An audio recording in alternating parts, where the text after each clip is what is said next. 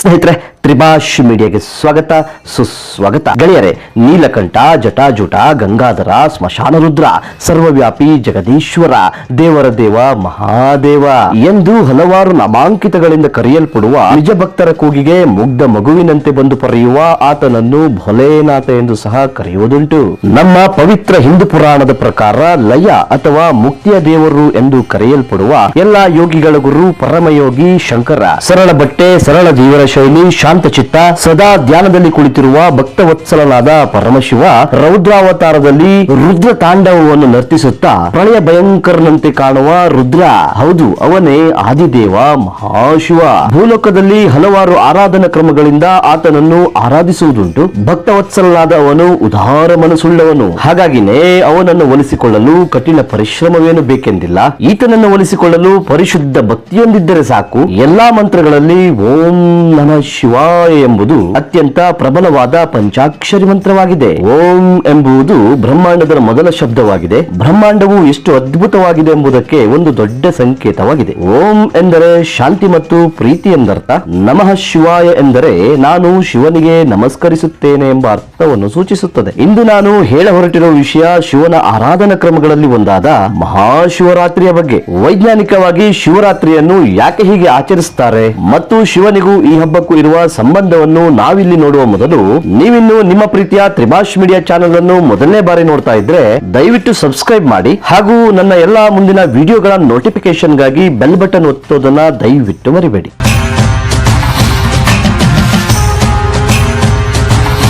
ಗೆಳೆಯರೆ, ಅಂದು ಸಮುದ್ರ ಮಥನದ ಸಮಯ. ದೈವಿ ಶಕ್ತಿಗಳನ್ನು ಮೀರಿ ಅಸುರ ಶಕ್ತಿಗಳು ಬೆಳೀತಾ ಇರೋದ್ರಿಂದ ದೇವತೆಗಳಿಗೆ ಅಮರತ್ವವನ್ನು ನೀಡಬೇಕು ಅನ್ನುವ ಕಾರಣಕ್ಕೆ, ಅಂದ್ರೆ ದೈವ ಶಕ್ತಿಗಳು ಶಾಶ್ವತವಾಗಿ ಉಳಿಬೇಕು ಅನ್ನುವ ಕಾರಣಕ್ಕೆ ಶ್ರೀಮನ್ ಮಹಾವಿಷ್ಣುವಿನ ಆದೇಶದ ಮೇರೆಗೆ ಸಮುದ್ರ ಮಥನದ ಕಾರ್ಯ ಆರಂಭ ಆಯ್ತು. ಅವತ್ತು ಲೋಕ ಕಲ್ಯಾಣಕ್ಕಾಗಿ ಕ್ಷೀರಸಾಗರವನ್ನು ಕಡಿಯಬೇಕಾಗಿತ್ತು. ಹೀಗಾಗಿ ಈ ಕಲ್ಯಾಣ ಕಾರ್ಯಕ್ಕೆ ಎಲ್ಲರನ್ನು ಬಳಸಿಕೊಳ್ಳಬೇಕು ಅಂತ ಅಲ್ಲಿ ನಿರ್ಧಾರ ಆಗುತ್ತೆ. ದೇವತೆಗಳ ಜೊತೆ ರಾಕ್ಷಸರನ್ನು ಕೂಡ ಆ ಕಾರ್ಯದಲ್ಲಿ ತೊಡಗಿಸಿಕೊಳ್ಳಲಾಯಿತು. ಆ ಮಹಾಮಂಥನಕ್ಕೆ ವಾಸುಕಿ ಹಗ್ಗವಾದ್ರೆ ಮಂದಾರ ಪರ್ವತ ಕುಡುಗೋಲಾಯ್ತು. ಶ್ರೀ ಮಹಾವಿಷ್ಣು ಕೂರ್ಮಾವತಾರವನ್ನು ತಾಳಿ ಮಂದಾರ ಪರ್ವತಕ್ಕೆ ತನ್ನ ಬೆನ್ನನ್ನು ಕೊಟ್ಟ. ಆಗ ಆರಂಭ ಆಗಿದ್ದೇ ಸಮುದ್ರ ಮಥನದ ಕಾರ್ಯ. ಹೀಗೆ ಸಮುದ್ರವನ್ನು ಕಡಿತಾ ಇರುವ ಸಂದರ್ಭದಲ್ಲಿ ಅಲ್ಲಿ ಕಾಮಧೇನು ಉಗಮ ಆಯಿತು.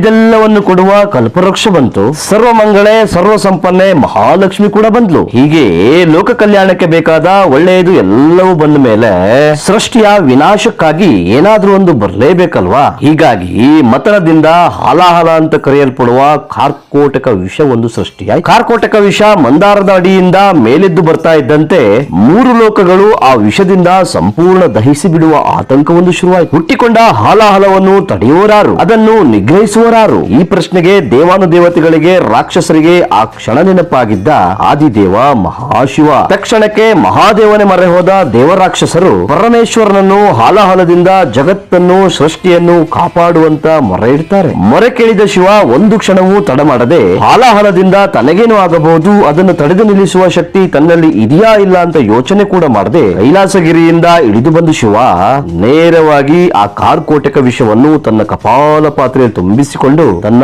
ಬಾಯಿಯೊಳಗೆ ಸುರಿದುಕೊಂಡು ಬಿಡ್ತಾನೆ. ಮುಲ್ಲೋಕಗಳು ಒಂದು ಕ್ಷಣ ಸ್ತಬ್ಧವಾಗಿ ಮುಂದೇನಾಗಬಹುದಂತ ಕಾದು ನೋಡ್ತಾ ಇರ್ತಾರೆ. ಭೋಲೆನಾಥನಿಗೂ ಸ್ತಂಭಿಸಿದ ಅನುಭವ. ಅಷ್ಟರಲ್ಲೇ ಕೈಲಾಸವಾಸ ಏನೋ ಅನಾಹುತ ಮಾಡಿಕೊಂಡು ಬಿಟ್ಟ ಅಂತ ಭಯಕ್ಕೆ ಬಿದ್ದ ಮಾತೆ ಪಾರ್ವತಿ ತಡ ಮಾಡದೆ ಓಡೋಡಿ ಬಂದು ಶಿವನ ಕತ್ತನ್ನು ತಕ್ಷಣ ಹಿಡಿದು ಬಿಟ್ಲು. ಉದರ ಸೇರ್ಬೇಕಿದ್ದ ಹಾಲಾಹಲ ಅವನ ಗಂಟಲಲ್ಲೇ ನಿಂತು ಮಹಾದೇವ ನೀಲಕಂಠನಾಗ್ತಾನೆ. ಗೆಳೆಯರೆ, ಮಹಾದೇವ ಹಾಲಾಹಲ ಸೇವಿಸಿದ ದಿನ ಶಿಶಿರ ಋತುವಿನ ಮಾಘ ಮಾಸದ ಕೃಷ್ಣ ಪಕ್ಷದ ಚತುರ್ದಶಿಯಾಗಿತ್ತು. ಹೀಗೆ ಹಾಲಾಹಲದಿಂದ ಇಡೀ ಸೃಷ್ಟಿಯನ್ನು ಉಳಿಸಿದ ಶಿವನನ್ನು ಕುರಿತು ಅಲ್ಲಿ ಇದ್ದ ದೇವರಾಕ್ಷಸ ಗಣ ಧ್ಯಾನ ಮಾಡೋದಕ್ಕೆ ಮತ್ತು ಅವನನ್ನು ಪೂಜೆ ಮಾಡೋದಕ್ಕೆ ಶುರು ಮಾಡಿದ್ರು. ಹೀಗಾಗಿ ಆ ದಿನವನ್ನು ಶಿವರಾತ್ರಿಯನ್ನಾಗಿ ಆಚರಿಸಲಾಯಿತು. ಹಾಗೂ ದಕ್ಷಿಣ ಪುತ್ರಿ ದಾಕ್ಷಾಯಣಿ ಪರಶಿವನೇ ತನ್ನ ಪತಿಯಾಗಬೇಕು ಅಂತ ತಪಸ್ಸನ್ನು ಮಾಡಿ ತನ್ನ ತಂದೆಯ ವಿರೋಧದ ನಡುವೆಯೂ ಕೂಡ ಕೈಲಾಸವಾಸ ಶಿವನನ್ನು ತನ್ನ ಜೀವನ ಸಂಗಾತಿಯನ್ನಾಗಿ ಪಡೆದುಕೊಂಡ. ತೋರುತ್ತಾಳೆ. ಅಂದು ದಕ್ಷಪುತ್ರಿ ಹಾಗೂ ಈ ಸ್ಮಶಾನವಾಸ ಶಿವನ ವಿವಾಹವಾಗಿದ್ದು ಶಿಶಿರ ಋತುವಿನ ಮಾಘ ಮಾಸದ ಕೃಷ್ಣ ಪಕ್ಷದ ಚತುರ್ದಶಿಯ ದಿನ. ಅಂದು ನಡೆದ ಮಹಾವಿವಾಹವನ್ನು ಮುಲ್ಲೋಕಗಳಲ್ಲೂ ಆಚರಿಸಲಾಯಿತು. ಆ ವಿವಾಹ ನಡೆದ ದಿನವೇ ಶಿವರಾತ್ರಿ ಅಂತ ಕೂಡ ಆಚರಿಸಲಾಗ್ತಾ ಇದೆ. ಹಾಗೆ ನಾವು ಭಗೀರಥನ ಕಥೆಯ ಬಗ್ಗೆ ನೋಡ್ಬೇಕಾಗುತ್ತೆ. ತನ್ನ ಪಿತೃಗಳಿಗೆ ಮೋಕ್ಷ ಕರುಣಿಸೋದಕ್ಕೆ ದೇವಲೋಕದ ಗಂಗೆಯನ್ನು ಭೂಮಿಗೆ ಕರೆತಂದವನು ಭಗೀರಥ. ಅವನ ತಪಸ್ಸಿಗೆ ಮೆಚ್ಚಿದ ಗಂಗೆ ಭೂಮಿಗೆ ಬರುವುದಕ್ಕೆ ಒಪ್ಪಿಕೊಂಡ್ಲು. ಆದ್ರೆ ಅವಳಿಗೂ ಮೈ ತುಂಬಾ ಅಹಂಕಾರ.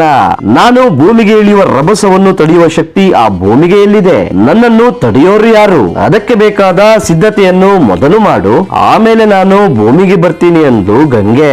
ಈಗ ಏನು ಮಾಡೋದು ಅಂತ ಯೋಚನೆ ಮಾಡಿದ ಭಗೀರಥನಿಗೆ ಮಾತೆ ಗಂಗೆ ನೀಡಿದ ಸಲಹೆಯ ಮೇರೆಗೆ ಶಿವನನ್ನು ಕುರಿತು ತಪಸ್ಸನ್ನು ಮಾಡೋದಕ್ಕೆ ಶುರು ಮಾಡ್ತಾನೆ. ಅವನ ಭಕ್ತಿಗೆ ಮೆಚ್ಚಿದ ಕೈಲಾಸವಾಸ ಆ ಭಾಗೀರಥಿಯನ್ನು ತನ್ನ ಜಟಾಜುಟದಲ್ಲಿ ಧರಿಸೋದಕ್ಕೆ ಸಿದ್ಧನಾಗಿ ಹಿಮಾಲಯದ ಗೋಮುಖಕ್ಕೆ ಬಂದು ನಿಲ್ತಾನೆ. ದೇವಲೋಕದಿಂದ ರಭಸವಾಗಿ ದುಮ್ಮುಕ್ಕಿದ ಗಂಗೆ ಶಿವನ ಜಡೆಯಲ್ಲಿ ಬಂದಿಯಾಗೋದ್ಲು. ಹೀಗೆ ಗಂಗಾಧರನಾದ ಶಿವ ಗಂಗೆಯನ್ನು ತನ್ನ ಜಟಾಜುಟದಿಂದ ಧರೆಗೆ ಇಳಿಸಿದ್ದು ಶಿಶಿರ ಋತುವಿನ ಮಾಘ ಮಾಸದ ಕೃಷ್ಣ ಪಕ್ಷದ ಬಹುಳ ಚತುರ್ದಶಿಯ ದಿನ. ಅವತ್ತು ಗಂಗೆ ಶಿವನ ಜಡೆಯಿಂದ ಭೂಮಿಗೆ ನಿಧಾನವಾಗಿ ಇಳಿದ ದಿನ. ಶಿವನ ಧ್ಯಾನ ಮಾಡುವ ಮೂಲಕ, ಶಿವನಿಗೆ ಕೃತಜ್ಞತೆಯನ್ನು ಸಲ್ಲಿಸುವ ಮೂಲಕ ಆ ದಿನವನ್ನು ಆಚರಿಸಲಾಗುತ್ತೆ ಅಂತ ಹೇಳಲಾಗ್ತಾ ಇದೆ. ಇದೆಲ್ಲವೂ ಶಿವಪುರಾಣದಲ್ಲಿನ ಕಥೆಗಳು. ಇನ್ನು ಲಿಂಗ ಪುರಾಣದ ಪ್ರಕಾರ ಲಿಂಗರೂಪಿಯಾಗಿ ಭಕ್ತರಿಗೆ ಅನುಗ್ರಹ ನೀಡಿದ ದಿನ ಇದು. ಶಿವನ ಆದಿ ಮತ್ತು ಅಂತ್ಯ ಹುಡುಕೋದಕ್ಕೆ ಹೊರಟ ಬ್ರಹ್ಮ ಮತ್ತು ವಿಷ್ಣುವಿಗೆ ಶಿವರಾತ್ರಿಯಂದು ಶಿವ ಜ್ಯೋತಿರ್ಲಿಂಗದ ರೂಪದಲ್ಲಿ ದರ್ಶನವನ್ನು ಕೊಟ್ಟ ಅಂತ ಲಿಂಗ ಪುರಾಣ ಹೇಳುತ್ತೆ. ಇನ್ನು ಶಿವರಾತ್ರಿಯಂದು ಉಪವಾಸದಿಂದ ನನ್ನನ್ನು ಪೂಜಿಸಿದ್ರೆ ಶಿವಲೋಕ ಪ್ರಾಪ್ತಿಯಾಗುತ್ತೆ ಅಂತ ಶಿವಪುರಾಣದಲ್ಲಿ ಸ್ವಯಂ ಪರಮೇಶ್ವರ ಪಾರ್ವತಿಗೆ ಹೇಳಿದ್ದ ಅಂತ ಉಲ್ಲೇಖ ಸಿಗುತ್ತೆ. ಇಲ್ಲಿ ಉಪವಾಸ ಅಂತ ಅಂದ ಕೂಡಲೇ ನಾವೆಲ್ಲ ತಿಳ್ಕೊಂಡ್ಬಿಡ್ತೀವಿ ಏನನ್ನು ತಿನ್ನದೇ ಇರೋದು ಅಂತ. ಉಪವಾಸ ಅನ್ನೋ ಶಬ್ದಕ್ಕೆ ಸಾನ್ನಿಧ್ಯ ಅನ್ನೋ ಅರ್ಥ ಕೂಡ ಇದೆ. ಅಂದ್ರೆ ಶಿವನ ಧ್ಯಾನ ಮಾಡ್ತಾ ಮನಸ್ಸನ್ನು ಒಂದು ಕಡೆ ಕೇಂದ್ರೀಕರಿಸಿಕೊಂಡು ಏಕಾಗ್ರತೆಯಲ್ಲಿ ಶಿವನಿಗೆ ಹತ್ತಿರ ಇರುವ ಪ್ರಯತ್ನ ಇದೆಯಲ್ಲ, ಅದೇ ಉಪವಾಸ. ಇದಕ್ಕೆ ಪೂರಕ ಅನ್ನುವಂತೆ ಮಹಾಭಾರತದ ಯುದ್ಧದ ಸಂದರ್ಭದಲ್ಲಿ ಮರಣಶೈಲಿಯಲ್ಲಿ ಮಲಗಿದ್ದ ಭೀಷ್ಮರ ಒಂದು ಕಥೆಯನ್ನು ಹೇಳ್ತಾರೆ. ಅಂದು ಶಿವರಾತ್ರಿಯ ದಿನ ಬೇಡನೊಬ್ಬ ಕಾಡಿನಲ್ಲಿ ಬೇಟೆಗೆ ಹೋದ. ದಿನವಿಡೀ ಅಲೆದರೂ ಬೇಟೆಯವನಿಗೆ ಸಿಗಲೇ ಇಲ್ಲ. ಬೇಟೆ ಅರಸಿ ಹೋದ ಬೇಡ ಅರಣ್ಯದಲ್ಲಿ ದಾರಿಯನ್ನು ತಪ್ಪಾನೆ. ಕಾಡಿನಲ್ಲಿ ಅಲೆದಾಡ್ತಾ ಆಗಲೇ ಕತ್ತಲು ಆವರಿಸಿತ್ತು. ಕ್ರೂರ ಮೃಗಗಳು ಅವನನ್ನು ಬೇಟೆಯಾಡುವ ಸಮಯವದು. ಇದರಿಂದ ಬೇಡ ಮರವನ್ನು ಏರಿದ.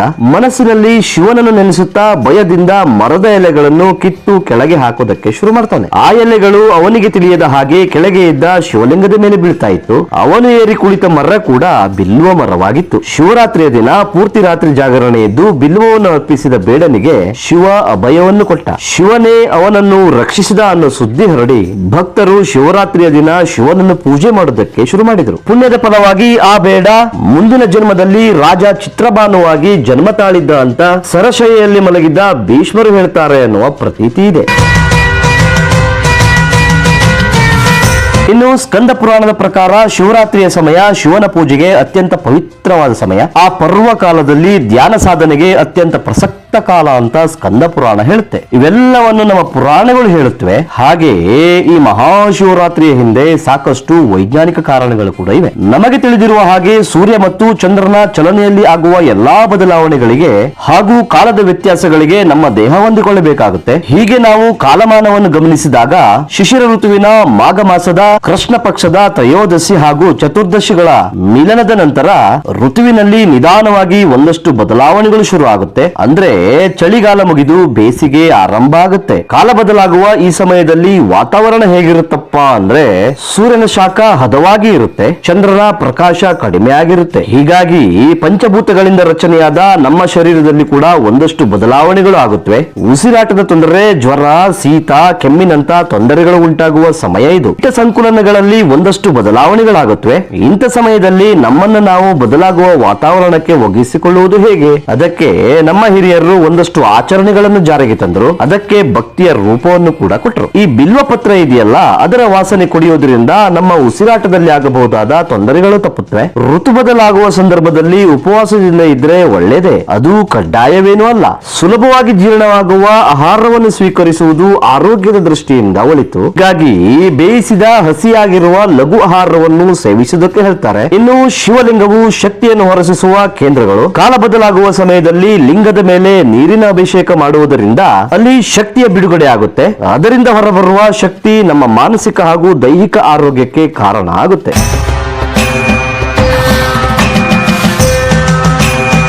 ಗೆಳೆಯರೆ, ನಾವು ಪೂಜಿಸುವ ದೇವಾಲಯಗಳನ್ನು ವಾಸ್ತುಬದ್ಧವಾಗಿ ಕಟ್ಟಿರ್ತಾರೆ. ಆ ಕ್ಷೇತ್ರಗಳಲ್ಲಿ ಹೆಚ್ಚಿನ ಪ್ರಮಾಣದ ಗುರುತ್ವಾಕರ್ಷಣ ಶಕ್ತಿ ಇರುತ್ತೆ. ಅದನ್ನು ಶಿವಶಕ್ತಿ ಅಂತ ಕರೀತಾರೆ. ಇಲ್ಲಿ ಮಂತ್ರವನ್ನು ಪಠಿಸ್ತಾ ವಿಶೇಷ ಶಿಲೆಯಿಂದ ತಯಾರು ಮಾಡಿರುವ ಲಿಂಗಕ್ಕೆ ರುದ್ರ ಹಾಗೂ ಚಮಕಗಳನ್ನು ಪಠಿಸುತ್ತಾ ನೀರಿನ ಅಭಿಷೇಕ ಮಾಡೋದ್ರಿಂದ ಸುತ್ತಮುತ್ತಲಿನ ಪ್ರದೇಶಕ್ಕೆ ಹೆಚ್ಚಿನ ಶಕ್ತಿ ಸಂಚಯ ಆಗುತ್ತೆ ಅನ್ನೋದು ನಮ್ಮ ನಂಬಿಕೆ. ಇನ್ನು ತತ್ವಶಾಸ್ತ್ರದ ಪ್ರಕಾರ, ಅಂದರೆ ಫಿಲಾಸಫಿಯ ಕಣ್ಣಲ್ಲಿ ಇದನ್ನು ನೋಡೋದಾದ್ರೆ ಈ ಬಿಲ್ವ ಎಲೆ ಹೃದಯವನ್ನು ಹೋಲುತ್ತೆ ಮತ್ತು ಲಿಂಗ ಪರಮಾತ್ಮನ ಪ್ರತೀಕ. ಆದ್ದರಿಂದ ಇವೆರಡರ ಜೊತೆಗೂಡುವಿಕೆ ಆತ್ಮ ಮತ್ತು ಪರಮಾತ್ಮನ ಮಿಲನ. ರಾತ್ರಿ ಅನ್ನೋದು ಅಜ್ಞಾನದ ಸಂಕೇತ. ಆ ವೇಳೆಯಲ್ಲಿ ನಿದ್ರೆ ಮಾಡದೆ ಎಚ್ಚರವಾಗಿ ಇರೋದು ತಿಳುವಳಿಕೆಯ ಕಡೆ ಹೋಗುವ ಸಂಕೇತ. ಹೀಗೆ ಶಿವರಾತ್ರಿಯ ರಾತ್ರಿ ಜಾಗರಣೆ ಮಾಡುವುದು ಮೋಕ್ಷದ ಕಡೆಗೆ ಹೋಗುವ ದಾರಿ ಅಂತ ಹೇಳುತ್ತವೆ ತತ್ವಶಾಸ್ತ್ರ. ಇನ್ನು ಉಪವಾಸ ಮಾಡೋದು ಅಂದ್ರೆ ದೇವರ ಧ್ಯಾನ ಮಾಡ್ತಾ ದೇವರಿಗೆ ಹತ್ತಿರವಾಗಿರೋದು ಅಂತ ಅರ್ಥ. ಹೀಗೆ ಧ್ಯಾನದಲ್ಲಿ ಇರುವಾಗ ಸಂಪೂರ್ಣ ಭಕ್ತಿಯಲ್ಲಿ ಮುಳುಗಿ ಹೋದಾಗ ನಮಗೆ ಬಾಹ್ಯ ಪ್ರಪಂಚ ಮರೆತು ಹೋಗುತ್ತೆ. ನಮಗೆ ಊಟ ತಿಂಡಿಯ ಕಡೆ ಗಮನ ಇರೋದಿಲ್ಲ. ಅಷ್ಟೇ ಹೊರತು ಇಲ್ಲಿ ಏನನ್ನು ತಿನ್ನದೆ ಹಸಿವನ್ನು ನಿಗ್ರಹಿಸಬೇಕಾದ ಯಾವುದೇ ಅಗತ್ಯ ಇಲ್ಲ. ಜಾಗರಣೆ ಅಂದ್ರೆ ಜಾಗೃತವಾಗಿ ಇರೋದು ಅಂತ ಅರ್ಥ. ರಾತ್ರಿ ಜಾಗರಣೆ ಅನ್ನೋದು ಗುಣದ ಪ್ರತೀಕ. ಆಲಸ್ಯ, ನಿದ್ರೆ, ಅಹಂಕಾರ, ಅಜ್ಞಾನದ ದ್ಯೋತಕವಾದ ರಾತ್ರಿ ಜಾಗರಣೆ ಮಾಡೋದರ ಅರ್ಥ ಏನು? ರಾತ್ರಿ ಅನ್ನೋದು ತಮೋಗುಣದ ಪ್ರತೀಕ.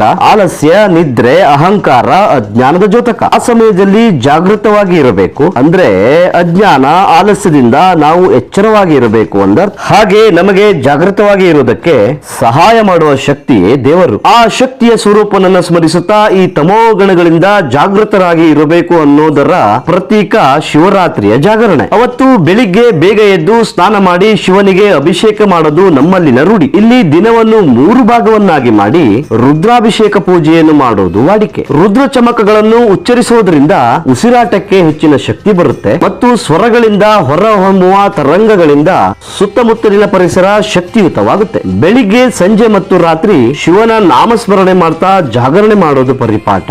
ಗೆಳೆಯರೆ, ನಾವು ಭಾರತೀಯರು ವಿಜ್ಞಾನವನ್ನು ಭಕ್ತಿಯಿಂದ ನೋಡಲು ಕಲಿತವರು. ಇಲ್ಲಿ ಶಿವರಾತ್ರಿಯ ಉಪವಾಸ, ಜಾಗರಣೆ ಹಾಗೂ ಲಿಂಗಗಳ ಅರ್ಚನೆ ಕೇವಲ ಮೌಢ್ಯಾಚರಣೆ ಅಲ್ಲ. ಅದರ ಹಿಂದೆ ಒಂದು ಅಭೂತಪೂರ್ವವಾದ ವಿಜ್ಞಾನವಿದೆ. ಚಳಿಯಿಂದ ಬಿಸಿಲಿನ ಕಡೆಗೆ ಸಾಗುವ ದಿನಗಳಲ್ಲಿ ಉಪವಾಸ ಅಥವಾ ಲಘು ಆಹಾರ ಜೀರ್ಣಕ್ರಿಯೆಯನ್ನು ಹೆಚ್ಚು ಮಾಡೋದಕ್ಕೆ ಸಹಕರಿಸಿದ್ರೆ ಬಿಲ್ವಪತ್ರೆ ನಮ್ಮ ಉಸಿರಾಟದ ರೋಗಗಳಿಗೆ ತಡೆಯನ್ನು ಒಡ್ಡುತ್ತೆ. ಜಾಗರಣೆ ಧ್ಯಾನ ಮತ್ತು ಮನೋಬಲವನ್ನು ಹೆಚ್ಚು ಮಾಡುತ್ತೆ ಮತ್ತು ಅಂಧಕಾರವನ್ನು ತೊಡೆದು ಹಾಕುತ್ತೆ. ಇದು ಶಿವರಾತ್ರಿಯ ಮಹತ್ವ. ನಿಮ್ಮೆಲ್ಲರಿಗೂ ಶಿವರಾತ್ರಿಯ ಶುಭಾಶಯವನ್ನು ತಿಳಿಸ್ತಾ ಮುಂದಿನ ಸಂಚಿಕೆಯಲ್ಲಿ ಮತ್ತಷ್ಟು ವಿಶೇಷಗಳ ಜೊತೆ ಮತ್ತೆ ಭೇಟಿಯಾಗ್ತೀನಿ. ಅಲ್ಲಿವರೆಗೆ ಜೈ ಹಿಂದ್, ಜೈ ಕರ್ನಾಟಕ.